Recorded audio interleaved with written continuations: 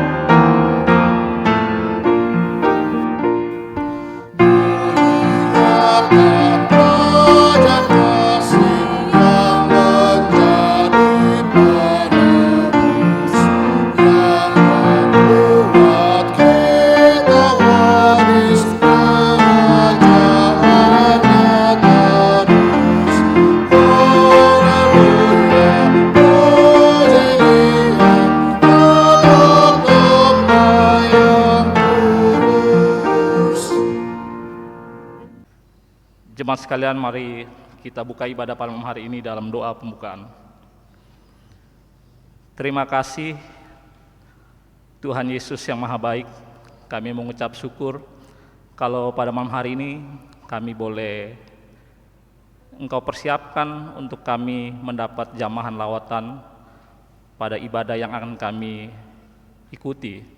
Biar atas perkenan yang dapat Engkau, ya Yesus, kiranya kuasa Engkau ada untuk kami sekalian, semua Tuhan yang saat ini mengikuti dalam ibadah di rumah-rumah, sehingga kami boleh memberikan yang terbaik, kami boleh menerima berkat atas ibadah malam hari ini. Inilah kami dengan ucapan syukur kami bawa hanya kepada Engkau. Amin. Jemaat, mari kita masuk dalam Mazmur pujian yang terambil dari Mazmur 31 ayat 20 hingga ayat yang ke-21 yang akan kita baca secara berbalasan. Alangkah limpahnya kebaikan-Mu yang telah Kau simpan bagi orang yang takut akan Engkau, yang telah Kau lakukan bagi orang yang berlindung padamu di hadapan manusia, Engkau menyembunyikan mereka dalam naungan wajah-Mu terhadap persekongkolan orang-orang. Engkau melindungi mereka dalam pondok terhadap perbantahan lidah. Jemaat dipersilakan duduk kembali. Kita akan kembali menyanyi dari Kidung Jemaat 242 ayat ketiga dan keempat, muliakan Allah Bapa.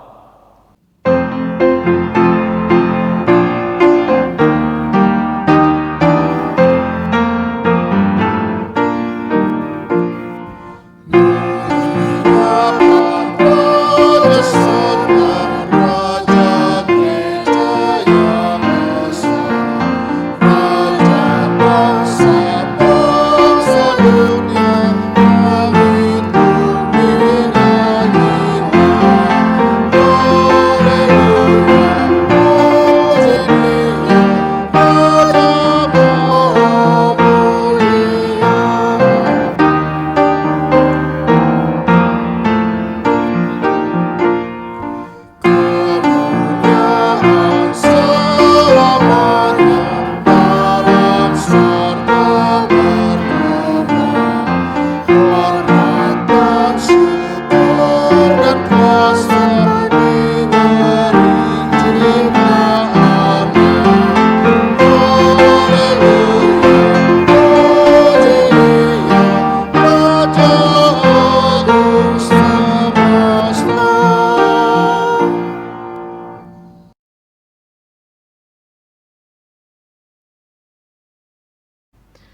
Bapak Ibu, saudara-saudara yang terkasih dalam Tuhan Yesus Kristus, kita akan masuk dalam pelayanan firman Tuhan. Mari kita siapkan pembacaan Alkitab, terambil dari Kisah Para Rasul pasal 20, ayat 7 hingga ayat yang ke-12. Kisah Para Rasul pasal 20, ayat 7 hingga ayat yang ke-12. Alkitab tetap terbuka, mari kita mohon bimbingan Roh Kudus, kita berdoa. Tuhan Yesus yang di sorga, kami mengucap syukur, berterima kasih banyak-banyak karena penyertaan Tuhan yang sempurna, sehingga kami satu keluarga di tengah-tengah rumah tangga kami masing-masing boleh duduk di sekitar firman-Mu, mendalami akan kebenaran firman-Mu dan bersedia juga untuk melakukannya. Dan biarlah Roh Kudus-Mu berkuasa atas kami semua. Di dalam Yesus Kristus firman yang hidup, kami senantiasa berdoa dan bersyukur. Amin. Jemaat Tuhan, saya undang kita berdiri. Kisah Para Rasul 20 ayat 1 hingga ayat yang Kisah Para Rasul 20 ayat 7 hingga ayat yang ke-12. Demikian firman Tuhan. Pada hari pertama dalam minggu itu, ketika kami berkumpul untuk memecah-mecahkan roti, Paulus berbicara dengan saudara-saudara di situ, karena ia bermaksud untuk berangkat pada keesokan harinya. Pembicaraan itu berlangsung sampai tengah malam. Di ruang atas di mana kami berkumpul dinyalakan banyak lampu. Seorang pemuda bernama Eutikus duduk di jendela. Karena Paulus amat lama berbicara, orang muda itu tidak dapat menahan kantuknya. Akhirnya ia tertidur lelap dan jatuh dari tingkat ketiga ke bawah. Ketika ia diangkat, orang ia sudah mati. Tetapi Paulus turun ke bawah, ia merebahkan diri ke atas orang muda itu, mendekapnya dan berkata, "Jangan ribut, sebab ia masih hidup." Setelah kembali di ruang atas, Paulus memecah-mecahkan roti lalu makan. Habis makan, masih lama lagi ia berbicara sampai fajar menyingsing. Kemudian ia berangkat. Sementara itu mereka mengantarkan orang muda itu hidup ke rumahnya dan mereka semua merasa sangat terhibur. Demikian firman Tuhan. Yang berbahagia adalah mereka yang mendengarkan firman Tuhan dan yang memeliharanya. Haleluya.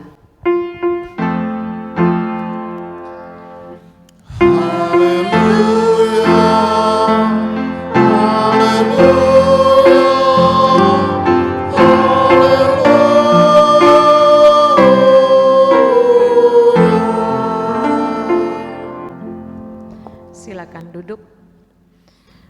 Saudara-saudara yang terkasih dalam Tuhan Yesus Kristus, mari kita lihat ayat 9b. Karena Paulus amat lama berbicara, orang muda itu tidak dapat menahan kantuknya. Akhirnya ia tertidur lelap dan jatuh dari tingkat ketiga ke bawah. Ketika ia diangkat, orang ia sudah mati. Saudara-saudara yang terkasih dalam Tuhan Yesus Kristus, kita harus jujur dalam kehidupan kita ketika kita mendengar firman Tuhan. Ada orang yang mendengar sambil lalu, jadi mendengar sambil main HP. Ketika kita di gereja, kita mau mendengar firman Tuhan, pada saat firman itu akan diberitakan, kita mulai duduknya sudah tidak rapi lagi.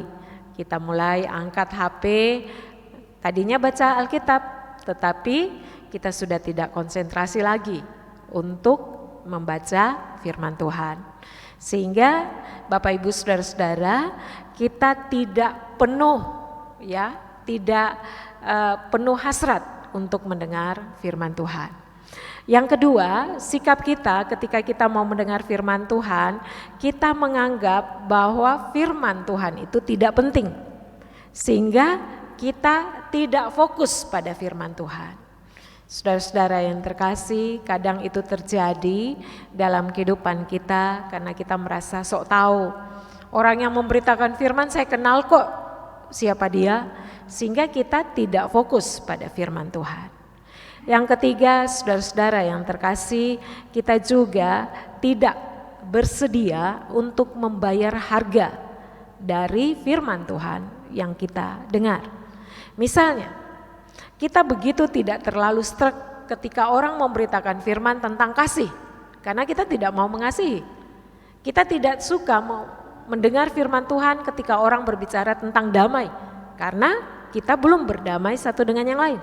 Sehingga yang terjadi, kita mau mendengar firman Tuhan tetapi tidak bersedia untuk melakukannya atau untuk membayar harga dari firman Tuhan itu.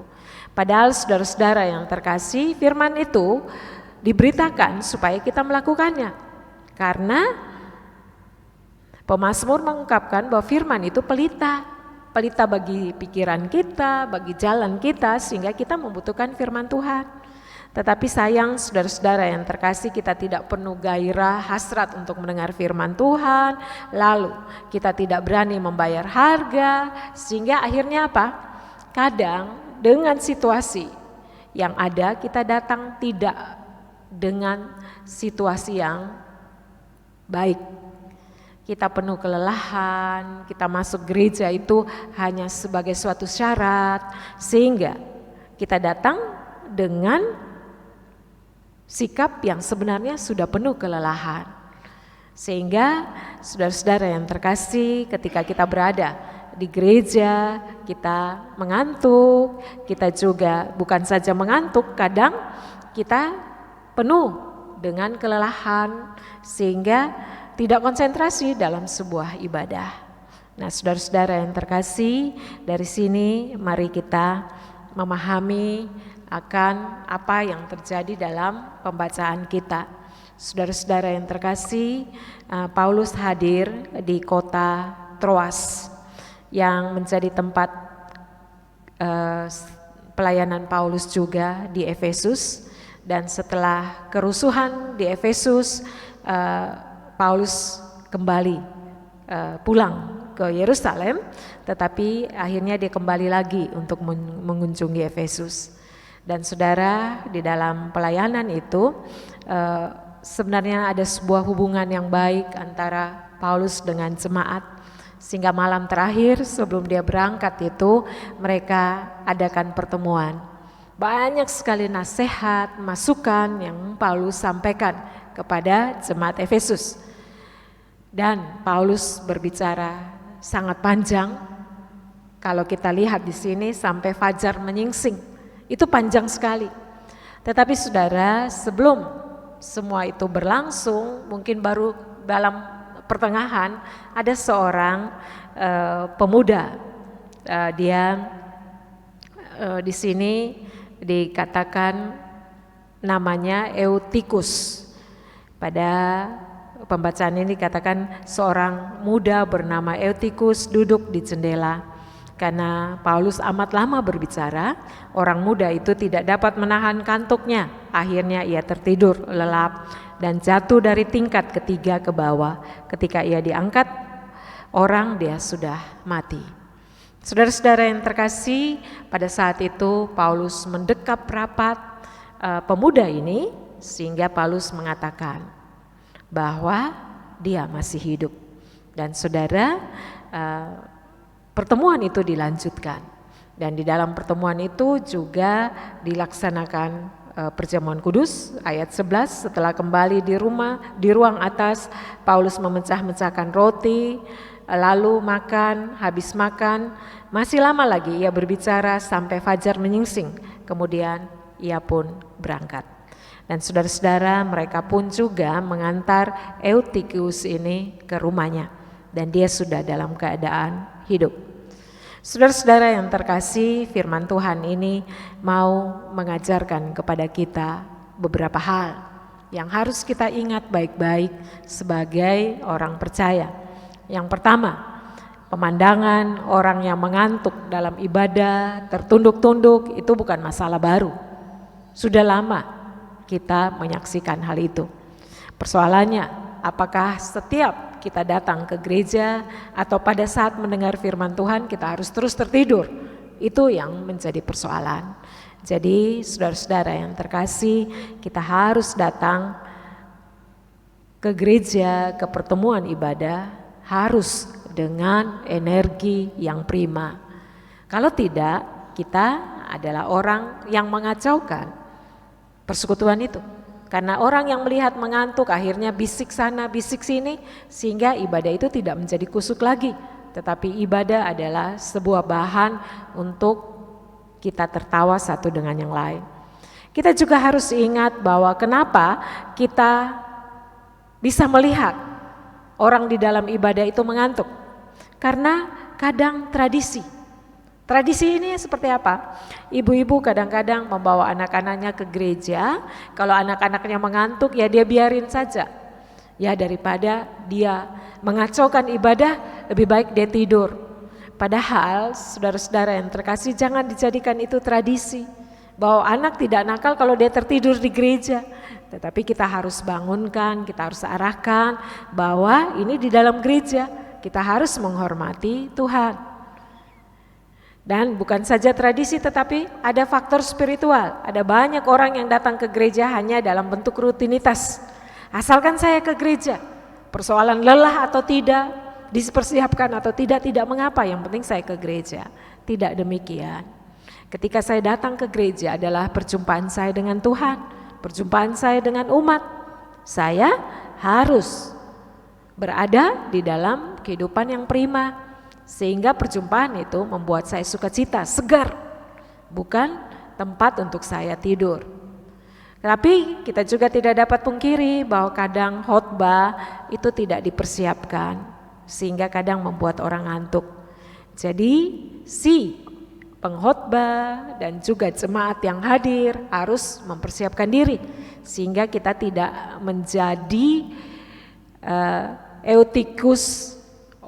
eutikus zaman ini yang memakai gereja untuk tidur. Yang kedua, saudara-saudara yang terkasih, firman Tuhan ini mau mengajarkan kepada kita bahwa tidur itu tidak salah, tetapi saudara, ketika ada hal-hal penting tetapi saudara tidur, itu menjadi masalah. Ketika firman Tuhan itu sangat penting tetapi saudara tertidur, itu menjadi masalah. Saudara, ada contoh yang harus kita ingat baik-baik, bahwa tidur itu bukan persoalan manusiawi, bahwa tidur kan manusiawi. Tidak, tidur itu bisa dikatakan mati rasa. Masih ingat apa yang terjadi di Taman Getsemani ketika Yesus mengatakan kepada murid-muridnya, berjaga-jagalah dan berdoalah supaya kamu jangan jatuh ke dalam pencobaan. Roh memang penurut tetapi daging lemah. Kenapa Yesus mengatakan itu?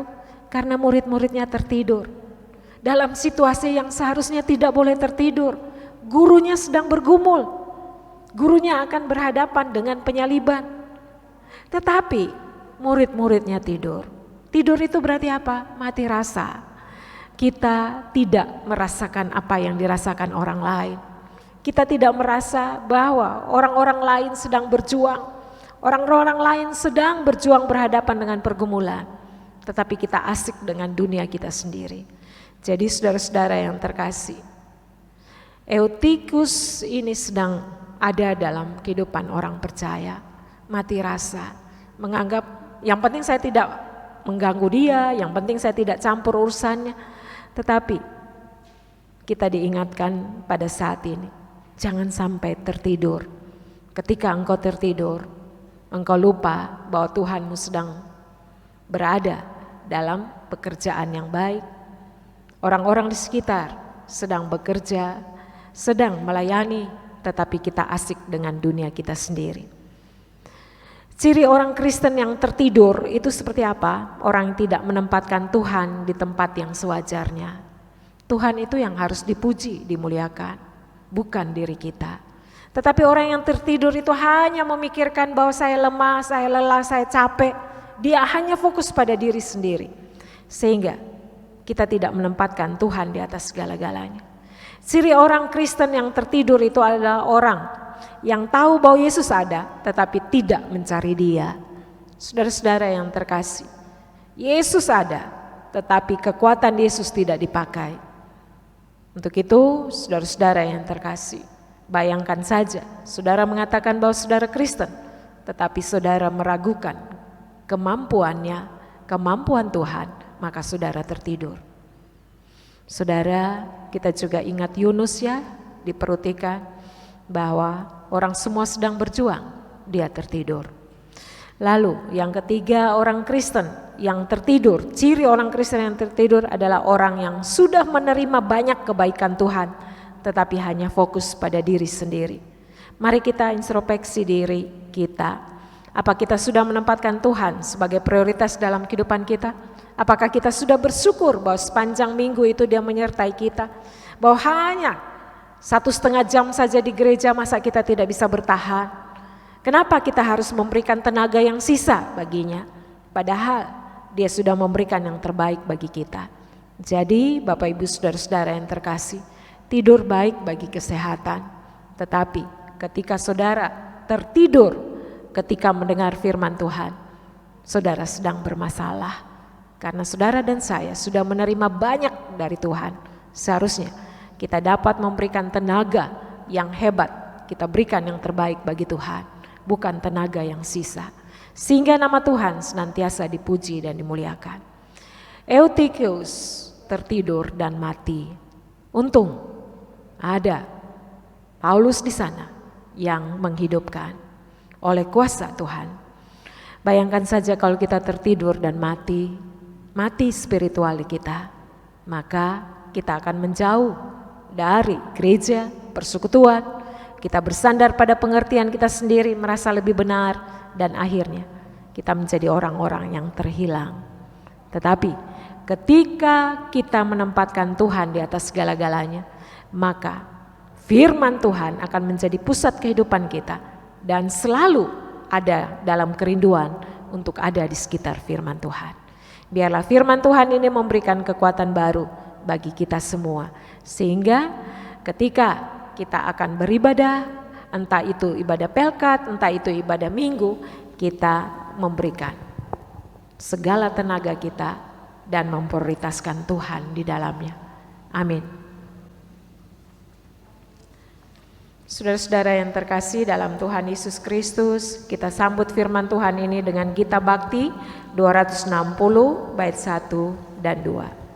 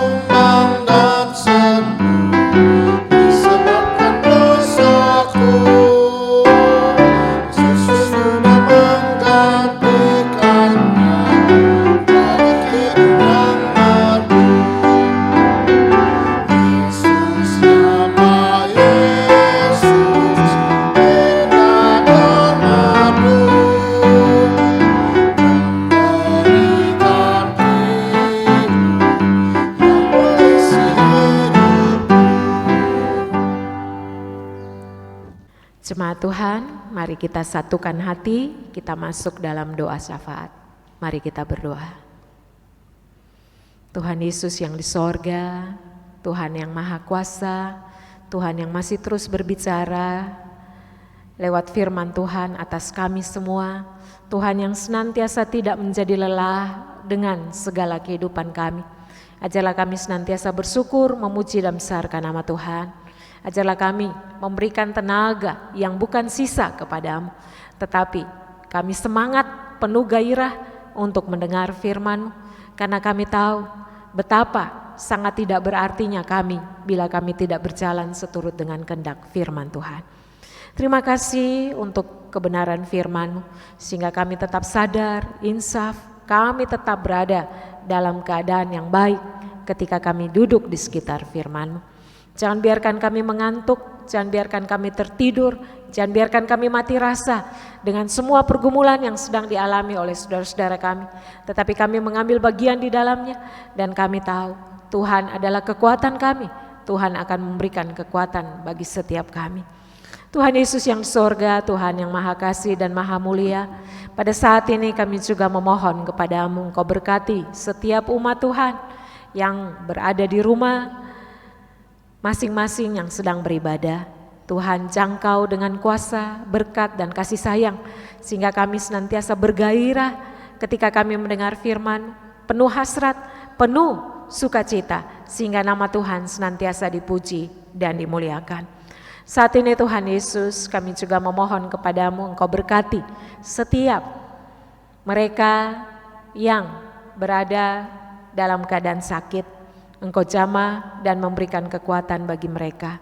Jangan tinggalkan mereka Tuhan, mereka yang terdeteksi berhadapan dengan virus corona, Engkau juga jamah. Siapapun mereka, biarlah Tuhan sendiri yang memberikan segala kesembuhan atas mereka semua. Kami juga memohon mereka yang bekerja dekat dengan orang-orang yang terpapar virus corona, para medis, kasihanilah mereka, sehingga jamahan kuasa dan kasih sayang Tuhan boleh berlaku atas mereka semua. Kami juga berdoa untuk jemaat Tuhan yang juga bekerja di garda terdepan, para suster, para dokter. Tuhan juga memberikan kekuatan ekstra bagi mereka, sehingga mereka senantiasa kuat, sehat, dan mereka juga boleh bersukacita dalam pekerjaan mereka. Kami juga berdoa untuk para medis dimanapun, di rumah sakit manapun, di hotel, juga di tempat isolasi Wisma Atlet. Tuhan juga memberikan kekuatan ekstra bagi mereka. Saudara-saudara kami yang juga terpapar virus corona, yang juga berhadapan dengan dampak virus corona, sehingga mereka berhadapan dengan tekanan-tekanan ekonomi, Tuhan juga jamah. Karena kami percaya kasih-Mu sempurna bagi siapa saja, dan Tuhan akan memulihkan situasi ini. Bukan saja di Indonesia tetapi di seluruh dunia, kasih-Mu luas, lebar, tinggi dan dalam. Biarlah kasih-Mu memenuhi semua orang, sehingga kesembuhan berlaku atas semua orang. Tuhan Yesus, kami juga memohon kepadamu, Engkau berkati anak-anak kami dalam tumbuh kembang mereka, masuk dalam masa remaja, masa muda, kuliah, pekerjaan mereka. Biarlah Tuhan Yesus berkenan selalu kepada Tuhan. Saat ini Tuhan, kami juga mau berdoa untuk rencana peneguhan pengurus Pelkat. Tuhan juga memberikan kuasa di dalamnya. Tuhan, kami juga mau berdoa, memohon Engkau berkati para presbiter, berkatilah juga pelayanan-pelayanan kami. Kami sudah memasuki bulan Oktober dengan segala kegiatan-kegiatan di dalamnya. Sebagaimana Tuhan menyertai kami pada waktu-waktu yang lalu, kiranya Tuhan juga menyertai kami di waktu-waktu mendatang. Karena kami tahu Tuhan memiliki peta kehidupan kami. Tuhan yang paling tahu apa yang terbaik atas kami. Berkatilah orang tua lanjut usia, berkatilah juga mereka yang terbaring sakit. Tuhan jamah sehingga mereka juga tetap memuji dan besarkan nama Tuhan. Pendampingan yang dilakukan oleh orang-orang terdekat mereka, biarlah dilakukannya dengan penuh sukacita. Tuhan, kami mohon ampun atas segala salah dosa kami, bila kami seringkali mati rasa dengan segala pergumulan orang lain. Kami tertidur ketika kami harus mendalami kebenaran firman. Kami kadang menganggap remeh tentang firman-Mu. Engkau ampuni kami, kuduskan kami. Karena kami memahami, mengerti bahwa hanya firman-Mu adalah kekuatan. Firman-Mu adalah pelita. Firman-Mu juga menyadarkan kami akan dosa-dosa kami. Terima kasih banyak Tuhan Yesus untuk ibadah pada malam hari ini. Kami berdoa secara khusus untuk tim musik, operator LCD, Inforkom GPB Rene, liturgos, majelis dari Peniel, kami serahkan semuanya kepada-Mu. Biarlah Tuhan yang bertambah-tambah dalam kehidupan kami dan kami bersukacita di dalamnya. Ampunilah setiap salah dosa yang sudah kami lakukan. Kuduskan kami dan perbaharulah hidup kami. Kami alaskan syafaat ini hanya kepada-Mu. Ya Yesus Tuhan penebus kami yang sudah mengajar kami berdoa. Bapa kami yang di sorga, dikuduskanlah nama-Mu, datanglah kerajaan-Mu, jadilah kehendak-Mu di bumi seperti di sorga. Berilah kami pada hari ini makanan kami yang secukupnya.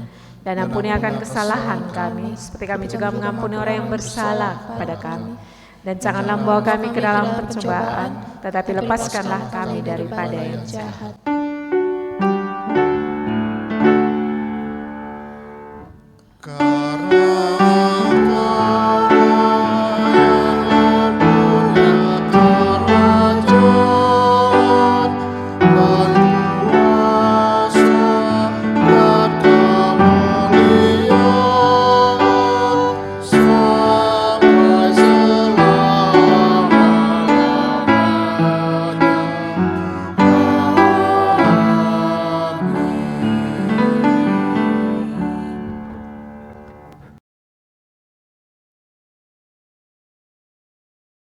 Jemaat terkasih, saatnya kita masuk dalam pengucapan syukur. Marilah kita bawa persembahan kita kepada Tuhan dengan penuh sukacita dan untuk kemuliaan-Nya, karena Dialah sumber hikmat dan segala berkat. Dengan mengingat pesan Alkitab yang terambil dari dalam Mazmur 116 ayat 17 hingga ayat yang ke-19 yang menyatakan, Aku akan mempersembahkan korban syukur kepadamu dan akan menyerukan nama Tuhan, akan membayar nasarku kepada Tuhan di depan seluruh umat-Nya, di pelataran rumah Tuhan, di tengah-tengahmu, ya Yerusalem. Haleluya.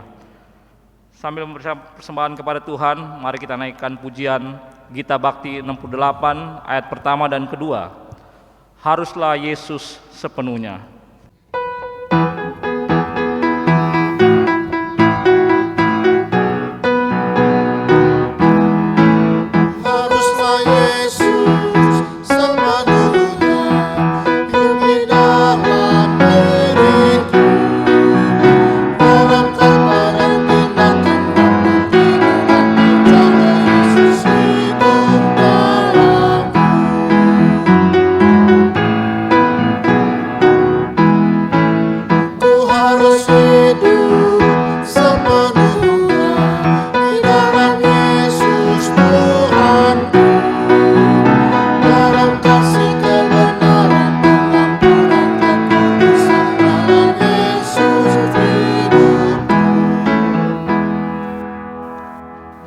Mari jemaat sekalian, saya undang untuk kita berdiri, untuk sama-sama kita mendoakan persembahan kita, menyerahkan persembahan kita kepada Tuhan dalam doa syukur.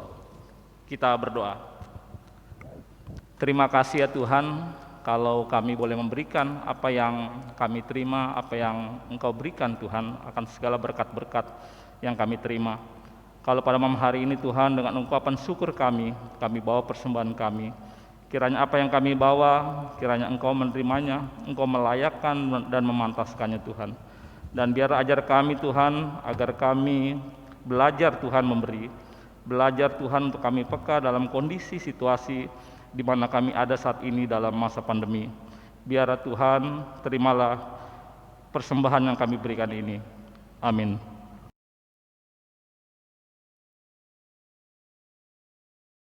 Bapak Ibu, saudara-saudara yang terkasih, kita tetap berdiri. Kita akan kembali dalam aktivitas keseharian kita. Biarlah firman Tuhan yang sudah kita dengar menjadi kekuatan bagi kita semua. Mari kita naikkan pujian pengutusan Gita Bakti 230 bait 1 dan 2 dalam bimbang dan resah.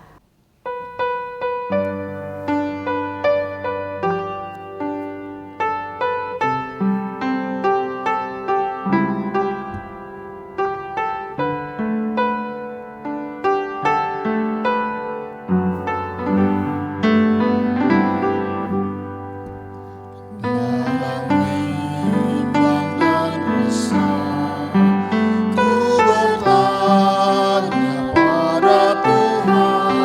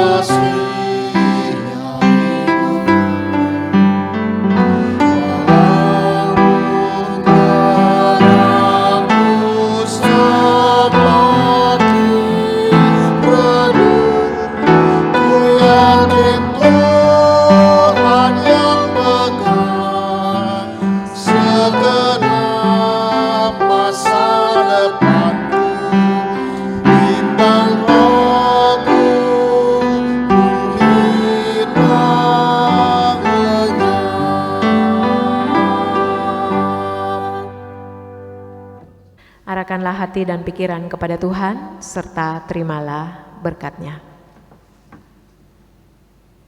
Kasih karunia Tuhan Yesus Kristus, pengasihan Allah Bapa dalam persekutuan dengan Roh Kudus, kiranya tinggal tetap dalam keluarga kita masing-masing, mulai dari sekarang kekal sampai selama-lamanya.